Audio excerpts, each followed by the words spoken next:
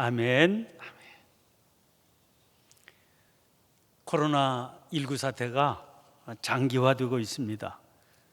다행히 우리나라는 조금 주춤해지는 것 같기는 합니다. 그러나 이미 경험을 해보지 않았습니까? 주춤하는 것 같다가 신천지에서 터지니까 확 달라지고, 다시 또 콜센터에서 터지니까 상황이 또다시 확 달라졌죠. 그러니 언제 어디서 다시 터질지 아직은 알 수 없어서 마음이 놓이지를 않습니다. 게다가 유럽과 미국을 비롯해서 다른 나라들의 사정은 점점 더 심각해 보입니다. 이제는 거꾸로 그쪽에서 우리나라로 바이러스가 유입될 것을 마음 써야 되는 그런 상황이 됐습니다. 그러다 보니까 주일 예배를 영상으로 드린 지 벌써 3번째 주일이 되었는데 언제 이 상황이 종료될지 가늠하기도 어렵습니다. 이런 형편이니까 세워두었던 거의 모든 계획들이 의미가 없어졌습니다. 앞으로의 일도 그렇습니다. 언제까지 이런 상태로 가게 될까요? 누가 묻지도 않지만 그렇게 묻는다고 그래도 대답할 사람도 없습니다. 이미 세워놓은 계획도 의미가 없어졌고 무슨 계획을 세울 수도 없게 된 겁니다. 그렇게 되니까 온 세상이 갑자기 탁 서버린 듯한 그런 느낌이 듭니다. 아카데미 4개 부분을 수상해서 세계 영화의 역사를 새로 쓰게 한 영화 기생충을 연출한 봉준호 감독의 별명은 봉태일이라고 그러죠. 그런 별명이 붙을 만큼 치밀하다는 이유에서입니다. 그가 연출한 영화 곳곳에 숨겨진 코드들이 있습니다. 장면 하나하나가 그냥 만들어진 것이 아닙니다. 예를 들면 영화에 자주 등장하는 것이 계단입니다. 이 계단은 사회적인 계층을 의미한다고 그러죠. 부잣집 저택은 계단으로 올라가서 다시 또 2층으로 올라가게 되어 있습니다. 그에 비해서 가난한 기사 가족이 사는 반지하는 땅에서 계단을 통해서 내려가야 됩니다. 나중에 영화에 등장하는 그 저택의 지하실은 반지하보다도 훨씬 더 아래로 내려가야 됩니다. 그곳에는 실제로 누군가가 살고 있지만 마치 없는 것처럼 숨겨진 세계입니다. 장면만이 아닙니다. 무심코 등장하는 대사 한마디에도 나름대로의 의미가 간직되어 있습니다. 그 영화 포스터가 여럿 있는데요, 그 중에 한 포스터에 실린 대사 한마디입니다. 아들아, 너는 다 계획이 있구나. 이 대사는 영화에서 송강호가 연기한 기택이 자기 아들 기우에게 했던 말입니다. 여기 등장하는 계획이라고 하는 단어는 이 영화에서 아주 중요한 단어입니다. 그래서 이 대사가 아주 유명해졌죠. 주인집에서 위기를 겨우 넘기고 빠져나온 후에 아들이 아버지에게 묻습니다. 아버지, 아까 말씀하신 계획이 뭐예요? 아버지의 대답은 이렇습니다. 계획은 세우는 게 아니라고 그랬습니다. 계획을 세우기 때문에 좌절하는 것이다, 그런 설명입니다.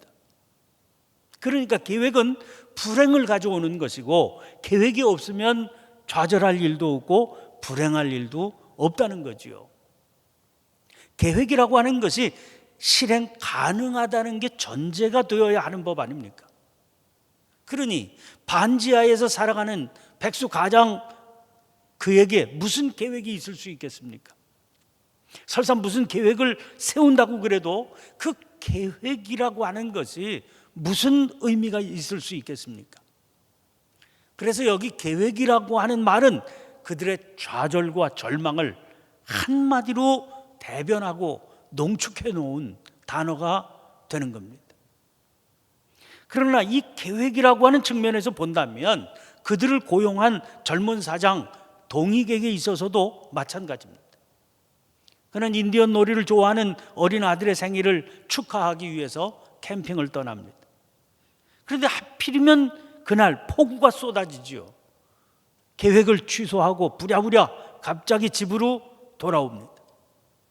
그런데 날이 맑아지자 계획을 바꾸어서 집에서 가든 파티를 열기로 했습니다. 그들은 이런 일을 위해서 무슨 대단한 계획을 세울 필요가 없습니다.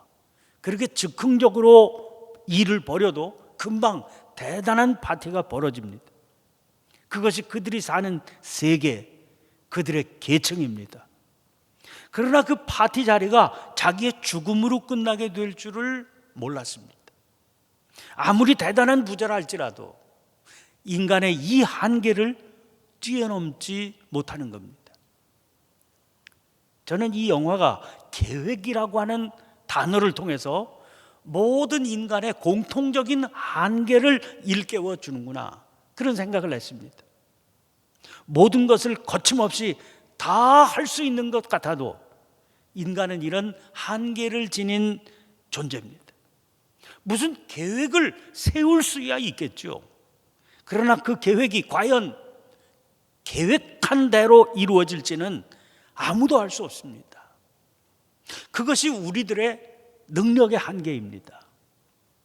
갑자기 찾아와 우리를 자리에 눕게 만드는 병이 그렇고, 우리 힘으로 미룰 수도 없고 막을 수도 없는 죽음이 그렇지 않습니까? 그런데 그걸 모르는 사람이 어디 있겠어요? 그걸 알면서도 우리는 우리 나름대로의 계획을 세워서 그 계획대로 살아갑니다. 연말에 가까워오면 새해 계획을 세우느라고 바빠집니다. 그리고 그 계획이 차질 없이 추진될 수 있도록 단계별로 점검해 나갑니다. 그렇게 사느라고 눈, 코, 뜰 새 없이 바쁘게 뛰어다니면서 하루가 어떻게 가는지도 모르게 세월을 보냅니다. 생각해 보면 참 역설적이지요. 계획대로 살 수 있는 능력이 없는 인간이 나름대로의 계획을 세우는 겁니다. 그리고 그 계획대로 살기 위해서 자기가 세운 그 계획을 어떻게든 달성하기 위해서 온 힘을 쏟습니다. 계획대로 이루어지지 않으면 스트레스를 받죠. 계획을 세울 수 없는 무대책의 상황이 되면 낙심하고 절망하게 됩니다. 왜 우리는 계획에 이토록 매달리게 될까요? 계획이 무엇입니까? 계획이라고 하는 것은 장차 벌일 일에 대해 구체적인 절차나 방법, 규모 따위를 미리 헤아려 구상하는 것입니다. 계획을 세우면 앞으로 벌어지거나 진행될 일의 구체적인 그림이 그려지지요. 그러면 미래가 모호하지 않고 구체적이 됩니다. 우리는 그래야 안심이 되는 겁니다. 그런데 그 계획이 무너지게 되고 또 어긋나게 되면 어떻게 됩니까? 미래가 불안정해지게 됩니다. 미래의 불안정이란 곧 오늘의 불안정이기도 합니다. 그렇게 되면 불안해서 살 수가 없게 되는 겁니다. 이제 오늘 본문 말씀의 시선을 돌려보시기를 바랍니다. 오늘 본문 예레미야서는 예레미야의 예언입니다. 이 예레미야가 살았던 시대는 이스라엘 역사 가운데 가장 비참했던 시대입니다. 겨우 이스라엘의 명맥을 이어가고 있던 남왕국 유다가 마지막 멸망의 길로 치닫고 있던 때였습니다. 그리고 결국은 멸망해버리고 말지요. 일어날 수 있는 모든 최악의 상황이 이 시대에 다 일어났습니다.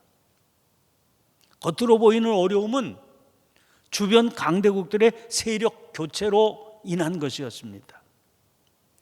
애국과 가까운 나라였던 아수르가 쇠퇴하면서 새로운 신흥 제국 바벨론이 세력을 키워가고 있을 때였습니다.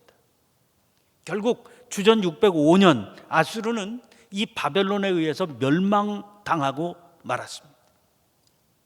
자, 상황이 이렇게 되니까 조정은 친애국파 그리고 친바벨론파 이렇게 양분이 되어서 극심한 정쟁이 그치지 않았습니다.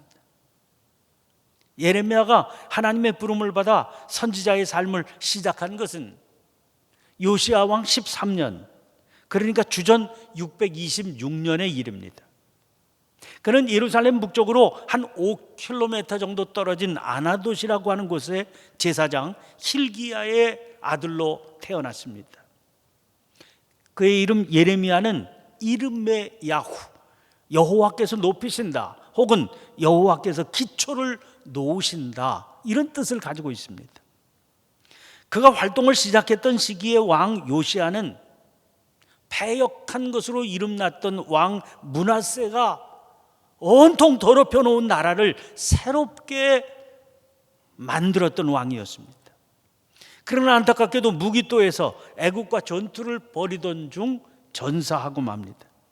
주전 609년의 일입니다. 우상 숭배에 젖어 있던 백성들은 이 요시아 왕의 죽음이 아수르 신으로부터 벌을 받은 것이다, 그렇게 받아들였습니다. 이것으로 보아서 요시아가 벌였던 개혁이 표면적인 것으로만 그쳤구나 하는 것을 알 수 있습니다. 결국 요시아가 죽은 후로 영적인 타락은 더 가속화됐습니다. 어처구니 없는 것은 그러면서도 성전과 제사를 의지했다는 겁니다. 즉 제사를 드리는 성전이 있는 예루살렘이니까 절대로 무너질 리 없다, 그렇게 굳게 믿었다는 거예요. 지난주 수요 예배 본문이 예레미야서 7장 1절부터 11절 말씀이었습니다. 거기 4절 말씀입니다. 너희는 이것이 여호와의 성전이라, 여호와의 성전이라, 여호와의 성전이라 하는 거짓말을 믿지 말라. 분명히 예루살렘 성전입니다. 그런데 예레미야는 그것이 성전이라는 거짓말을 믿지 말라, 그렇게 선포합니다. 왜 그렇습니까? 수요예배 설교에서 이 본문을 가지고 우리 현 목사님은 그 근거를 9절 10절로 설명했습니다. 너희가 도둑질하며 살인하며 간음하며 거짓 맹세하며 바알에게 분향하며 너희가 알지 못하는 다른 신들을 따르면서 내 이름으로 일컬음을 받는 이 집에 들어와서 내 앞에 서서 말하기를 우리가 구원을 얻었나이다 하느냐? 이는 이 모든 가증한 일을 행하려 함이로다. 목사님은 이 말씀을 이렇게 풀어서 설명했습니다. 하나님께서 이 성전이 여호와의 성전이 아니라는 이유를 어디에서 찾고 계십니까? 성전에서 찾고 계시지 않고 성도라 불리는 개인의 삶에서 찾고 계십니다. 각자의 삶의 자리에서 하나님이 미워하는 일만 저지르다가 성전에 모여서 우리는 안전하다, 우리는 구원을 얻었다, 이렇게 말하는 이스라엘 백성들의 위선을 지적하고 계신 겁니다. 그런 백성들, 그런 나라를 향해서 하나님의 말씀을 전해야 하는 예레미야의 마음이 어땠겠습니까? 게다가 예레미야는 성품이 온순하고 겁이 많은 사람이었어요. 또 내향적이고 풍부한 감성의 소유자였습니다. 그런데 사람들이 듣기 싫어하는 말만 외쳐야 됐던 겁니다. 마치 싸우기 위해서 태어난 사람처럼 살았어야 됐어요. 그러니 얼마나 그의 생애의 날들이 힘겨웠겠습니까? 오죽하면 그에게 붙은 별명이 눈물의 예언자였겠습니까? 그런데 그의 예언에서 아주 독특한 부분이 예레미야 30장부터 33장까지의 부분입니다. 이 부분에서 예레미야는 이렇게 패역해서 멸망을 예언할 수밖에 없는 이스라엘과 유다에 대한 구원의 말씀을 전하고 있기 때문입니다. 그래서 학자들은 이 부분을 따로 떼어서 위로의 작은 책, 이런 이름으로 부르고 있습니다. 위로의 작은 책인데 그 위로의 핵심이 새 언약입니다. 오늘 본문 말씀에 그 새 언약이 소개되어 있죠. 이 말씀을 통해서 하나님께서는 당신에게 다 계획이 있다, 그렇게 선언하십니다. 그 하나님 안에 있는 계획, 그것이 바로 새 언약입니다.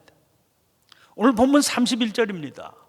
여호와의 말씀이니라, 보라 날이 이르리니 내가 이스라엘 집과 유다 집에 새 언약을 맺으리라. 그런데 왜 언약이라고 그러지 않고 새 언약이라고 그랬을까요? 그것은 이스라엘에 옛 언약이 있었기 때문입니다. 32절 말씀 보세요. 이 언약은 내가 그들의 조상들의 손을 잡고 애굽 땅에서 인도하여 내던 날에 맺은 것과 같지 아니할 것은 내가 그들의 남편이 되었어도 그들이 내 언약을 깨뜨렸습니다. 여호와의 말씀이니라. 여기서 우리는 옛 언약이 무엇인지 알 수 있습니다. 그것은 내가 그들의 조상들의 손을 잡고 애굽 땅에서 인도하여 내던 날에 맺은 언약이라고 그랬습니다. 이거 출애굽 사건을 말씀하시는 걸 금방 알 수 있지요. 하나님께서는 모세를 보내셔서 애굽에서 종살이하던 이스라엘을 친히 구원해 주셨습니다. 그리고 시내산에서 돌판에 하나님께서 친히 율법을 새겨주셔서 이스라엘과 언약을 맺으셨지요. 그 언약의 내용이 33절에 등장합니다. 나는 그들의 하나님이 되고 그들은 내 백성이 될 것이다 하는 겁니다.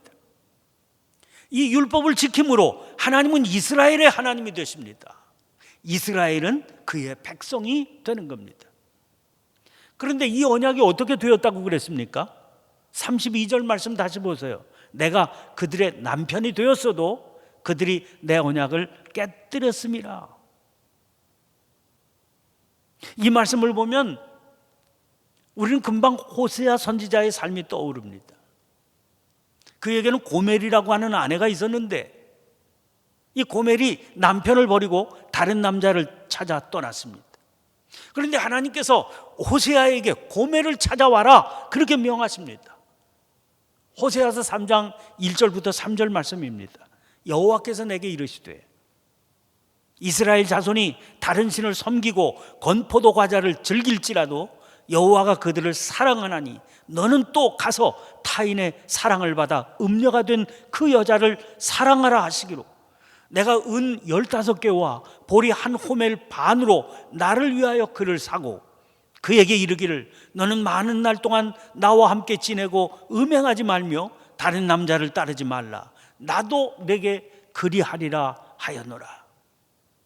하나님께서는 호세아의 이 결혼 생활을 당신과 이스라엘과의 관계로 보셨던 겁니다. 이 말씀을 통해서 뭘 알 수 있겠습니까? 이스라엘은 일방적으로 언약을 깨뜨렸습니다. 모름지기 언약이라고 하는 것은 언약 당사자가 그 언약의 내용에 신실할 때에만 성립되는 겁니다. 하나님과 이스라엘 사이에 맺은 언약을 이스라엘이 일방적으로 깨뜨린 것 아닙니까? 그러니까 그 언약은 그때부터 실효성이 사라진 겁니다. 그러나 그럼에도 불구하고 하나님께서는 이 언약을 포기할 생각이 없으십니다.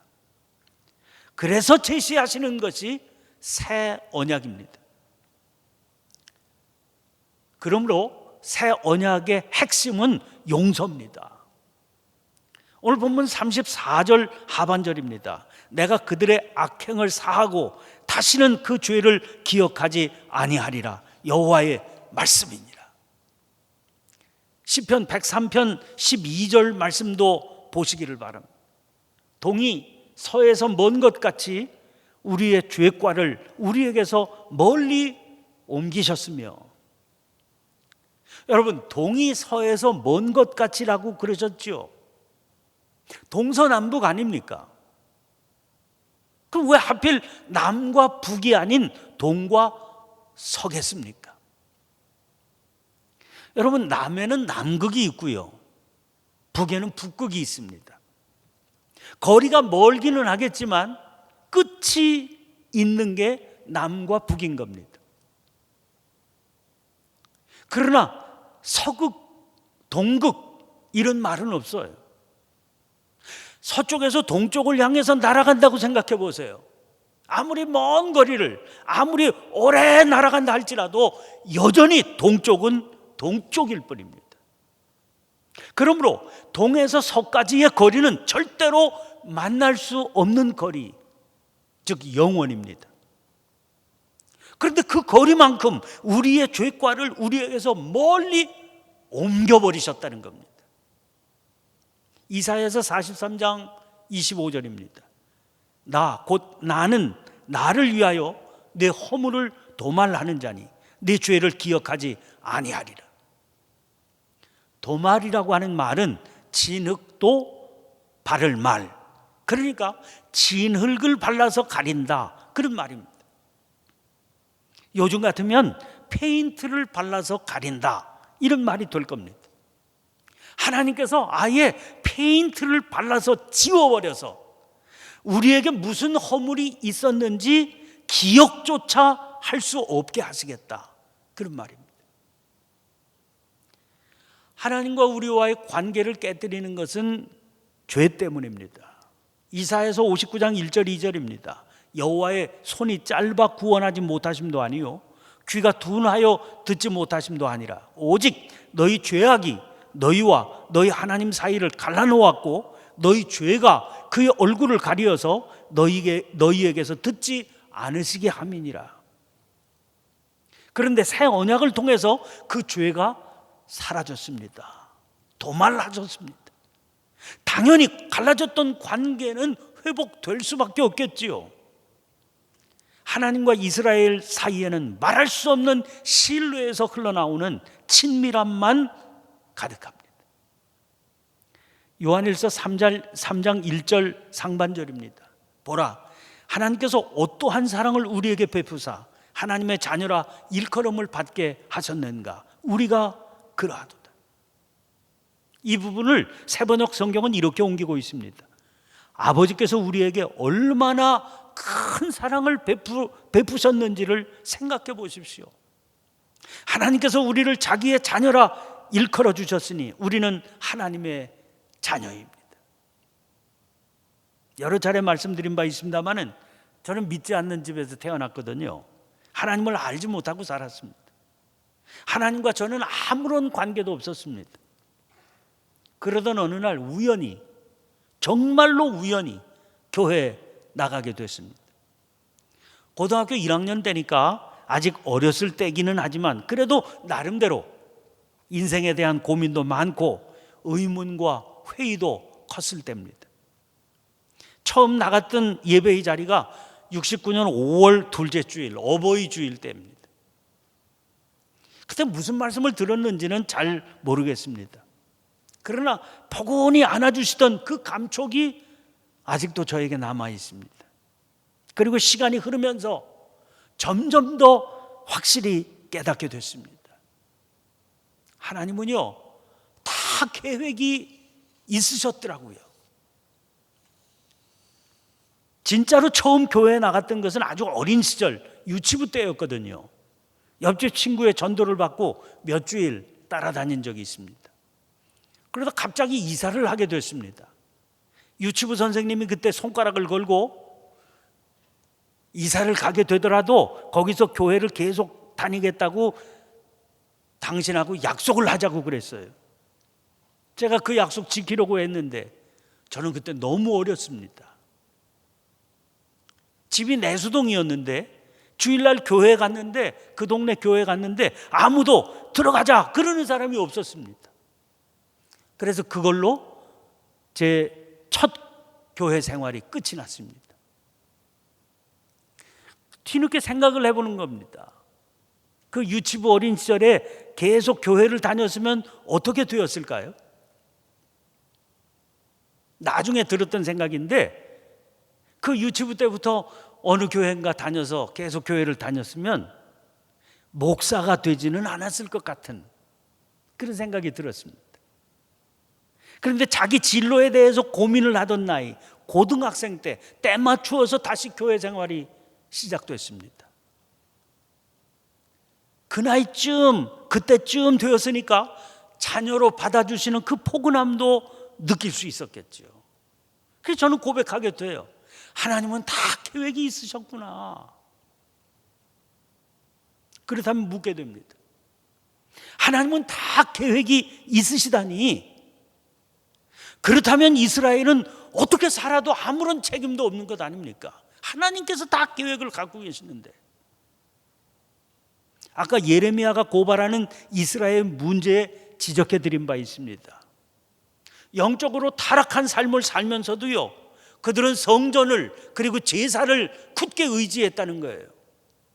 즉 제사를 드리는 성전이 있으니까 그 성전이 자리 잡고 있는 예루살렘은 절대로 무너질 리가 없다, 굳게 믿었다는 겁니다. 그들이야말로 하나님은 다 계획이 있으시다, 그렇게 굳게 믿은 것 아닙니까?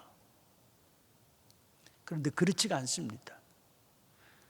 데이비드 스틸이라고 하는 신학자의 말입니다. 사람들은 그 계약, 새 언약이지요, 그 계약이 자신들의 특권에 관한 것이라고 간주한다. 하지만 예레미야는 그 계약이 사람들이 책임적인 존재가 되는 것과 관련된다고 주장합니다. 여러분, 창세기 요셉을 보세요. 아버지의 사랑을 듬뿍 받던 아들인데 하루아침에 남의 나라에, 그것도 종으로 팔려왔습니다. 그러나 자기의 신세를 한탄하거나 형들을 미워하며 허송세월하지 않았습니다. 종으로서 하루하루 최선을 다해서 살았습니다. 그렇게 살다가 이번에는 주인의 부인에게 유혹을 받게 됩니다. 하나님 앞에서 살아가는 것이라 유혹에 넘어가지 않았죠. 그 결과가 뭡니까? 억울한 누명을 뒤집어 쓰고 옥에 갇히게 되는 겁니다. 그런데 거기서도 낙심하지 않았습니다. 죄수 중에 죄수가 되어서 하루하루를 최선을 다해서 충실하게 살았습니다. 그러니까 이번에 기회가 주어졌다 싶은 그런 사건이 벌어졌지요. 그런데도 2년 동안이나 잊혀진 채 살아야 됐습니다. 여러분, 애굽의 총리가 되어서 하나님 앞에 쓰임을 받을 수 있었던 것은 어느 날 갑자기 이루어진 일이 아니었습니다. 요셉의 생애를 쭉 보니까 하나님 다 계획이 있으셨어요. 요셉은 그 하나님의 계획을 믿었습니다. 그래서 하루하루 자기의 삶에 신실했습니다. 나중에 알고 보니까 허송세월 하는 것 같았던 그 시간들이 사실은 그를 연단시킨 시간이었던 겁니다. 베드로전서 1장 6절 7절 말씀 보세요. 그러므로 너희가 이제 여러 가지 시험으로 말미암아 잠깐 근심하게 되지 않을 수 없으나 오히려 크게 기뻐하는도다. 너희 믿음의 확실함은 불로 연단하여도 없어질 금보다 더 귀하여 예수 그리스도께서 나타나실 때 칭찬과 영광과 존귀를 얻게 할 것이니라. 사랑하는 성도 여러분, 코로나19 사태로 우리 모두가 쉽지 않은 시간을 보내고 있습니다. 이게 언제나 끝날 수 있을지 아무도 모릅니다. 지금도 견뎌내기가 어려운데 앞으로 도대체 어떤 결과가 나타날지 두려워하는 가운데 있습니다. 어디 한 군데 무너진 것이라면 힘을 보태서 일어나도록 돕는다 그러지만 지금은 온 세계가 다 어려운 구렁에 처해 있는 상황입니다. 방역뿐만 아니라 심리치료까지도 병행한다, 그런 소식이 들려오는데 그 이유가 바로 여기에 있습니다. 여러분, 이때 믿음을 가진 우리들에게 주어진 책임이 있는 겁니다. 그 책임이 뭘까요? 엘피스, 희망을 전하는 일입니다. 정말 희망을 전하려면 우리가 희망을 가질 수 있어야 됩니다. 이런 형편은 무슨 희망을 가질 수 있을까요? 우리는 모릅니다. 그러나 하나님은요, 지금도 다 계획이 있으세요. 그러므로 우리에게 지금 필요한 것은 믿음인 겁니다. 지금은 교회의 절기로 사순절입니다. 주님의 십자가를 묵상하며 지내는 절기입니다. 교회에 마음껏 모여 기도하지도 못하고 한 자리에 함께 모여서 예배드리지도 못하는 시간이 흘러가고 있습니다. 답답하고 암담한 시간입니다. 그런데 생각해 보면 그 답답함, 그 암담함이 바로 십자가 고난이 아니겠는지요. 그 십자가 고난 넘어 부활의 영광을 볼 수 있게 하는 것이 그게 뭐겠습니까? 그게 바로 믿음이지요. 그래서 지금 우리에게는 그 믿음이 필요합니다. 바로 하나님은 다 계획이 있으시다. 그 믿음이에요. 그 믿음 위에 굳게 서서 흔들리지 말고 십자가 단단히 붙들고 이 사순절을 보낼 수 있는 저와 여러분이 되시기를 바랍니다. 하나님께서는 당신의 계획 반드시 이루어 내십니다. 기도하겠습니다.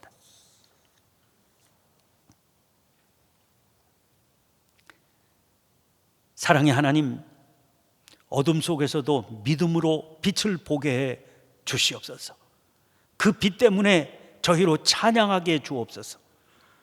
저희에게 비추어 주신 빛으로 인해 세상에 소망을 전할 수 있게 해 주시고, 약속의 말씀을 붙들고 담대하게 생명의 주님을 증거할 수 있게 해 주시옵소서. 예언자는 새 언약을 예언하였지만 저희들에게는 새 언약이 실현된 것을 감사합니다. 그 은혜가 지금도 저희들 안에서 계속 이루어져서 저희들의 삶을 든든히 세워가고 있음을 고백합니다. 저희들에게만이 아니라 온 세상이 그 삶을 누릴 수 있게 해 주시옵소서. 저희들이 그 일을 위해서 쓰임받을 수 있도록 이 어려움의 시기 주님의 도구로 사용해 주시옵소서. 십자가 위에서 피 흘리심으로 새 언약을 구체적으로 이루어 주신 그리스도 예수님 이름으로 기도하옵나이다. 아멘. 아멘.